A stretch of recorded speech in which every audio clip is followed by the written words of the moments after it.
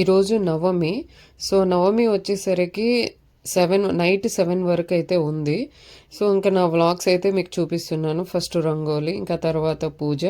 నైవేద్యం వచ్చేసరికి నేను ఈరోజు పులిహార, అలాగే ఫ్రూట్స్ ఉన్నాయి. సో, దానిమ్మ పండు అయితే పెట్టాను.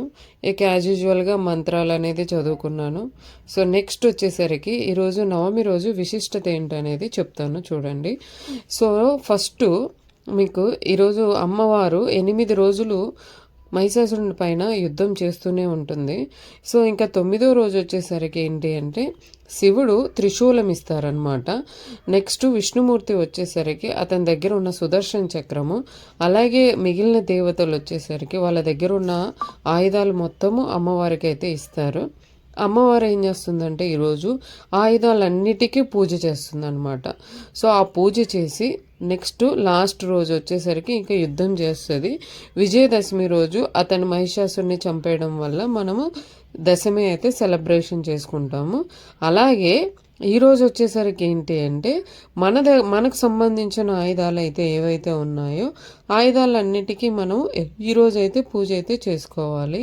సో అలాగే నేను వచ్చేసరికి నా దగ్గర ఉన్న ఆయుధాలకైతే ఈరోజు పూజ చేశాను. సో నా దగ్గర ఉన్న ఆయుధం వచ్చేసరికి ఏంటి అంటే నాకైతే పెన్ను, బుక్కు. సో మా వారికి వచ్చేసరికి కేఫ్ పెట్టారు కాబట్టి ఇక షాప్లో మొత్తం పూజ అయితే చేశాను. Next vehicle. సో వెహికల్ నన్ను సేఫ్గా తీసుకొస్తుంది కాబట్టి సో వెహికల్ని కూడా పూజ చేసుకోవాలి కాబట్టి పూజ చేసుకుంటున్నాను.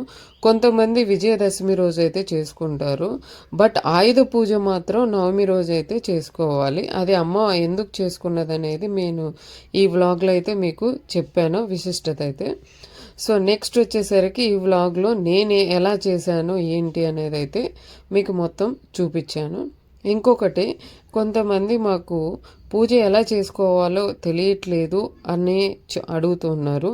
పూజ అనేది మీరు మనస్ఫూర్తిగా మీకు నచ్చినట్టుగా మీరు భక్తితో అయితే చేసుకోండి. అలాగే చేయాలని అయితే ఎవ్వరూ చెప్పలేదు. బట్ మీరు చేసేటప్పుడు మాత్రం ఆ దేవతల్ని మాత్రం అనుకోండి. ఇది మాత్రం కంపల్సరీగా చేయండి. మీరు ఎవరికైతే చేస్తున్నారో ఆ దేవత పేరైతే అనుకోండి. అది మాత్రం మర్చిపోవద్దు. అనుకోని మాత్రం పూజ అయితే చేయండి. సో నెక్స్ట్ వచ్చేసరికి ఇక ఫైనల్గా నేను దిష్టి అయితే తీశాను.